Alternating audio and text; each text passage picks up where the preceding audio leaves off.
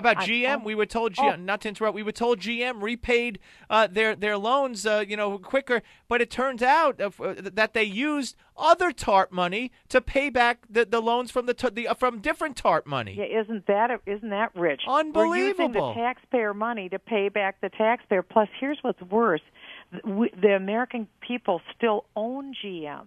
That's the bigger issue. This isn't a private company anymore. That's a fiction. Under President Obama, and unfortunately under the last couple of months of George W. Bush, just prior to September of 2008, 100% of the private economy was private. Once the TARP, the $700 billion bailout, was put into place, that enabled the federal government to start buying private industries. And they did. They bought the largest banks in the United States, Citibank, Bank of America. They bought the largest insurance company in the United States, AIG. The federal government bought Freddie and Fannie, that owns the home mortgages. Today, the federal government owns more than 50% of all home mortgages.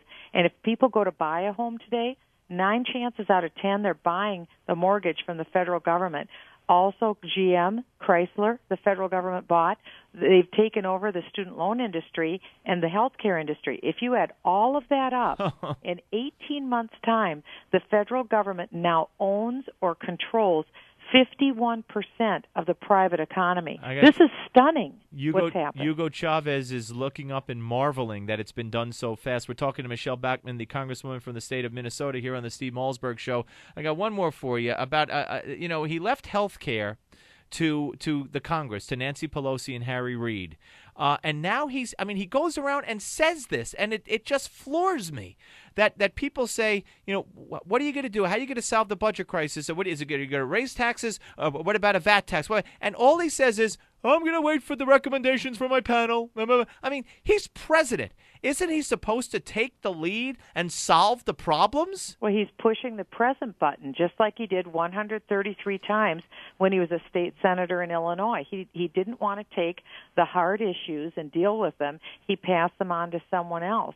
And, of course, we know what's going to happen. Right. They'll recommend tax increases, and he'll say, I didn't come up with it, but we got to do what they say, right? Well, because let's face it, what's he already done? He spent the wad. He's already spent the huge wad of money. Now somebody's got to pay the bill. Somebody has to be the adult in the room. It's easy to be the profligate spender. It's really hard to earn the money and figure out how you pay the bills. And that's what's changed. There's an air of infantilism about spending all this money and then acting completely oblivious about being the responsible party. But yet somebody has to pay the piper, and now it's being this issue is being kicked to this commission to figure out how we're going to pay for it. It doesn't work that way. We all know it's going to have to be paid for, but that's why we need to backtrack. That's why I was the first member of Congress to file a bill to repeal Obamacare. We can do this. At my website, michellebachmann.com, I've got a petition for signatures for my bill. It's 4903 to repeal Obamacare. I'm trying to get as many members of Congress as I can, Republican and Democrat, to sign my repeal bill. I really believe this November will be a change election. We'll elect constitutional conservatives, and then I certainly believe that Barack Obama will be a one-term president, and after the 2012 election, when we put a constitutional conservative in as president in February of 2013, we will repeal Obamacare. We have to, otherwise it will change our country forever, and we simply need to go back to being a free country. God bless you, Michelle Bachmann, and I look forward to speaking to you again. Thank you. Thank you. All right, Michelle Bachmann, ladies and gentlemen, I'm telling you. HR 4903. Go to her website, michellebachmann.com, and sign her petition. Oh, boy.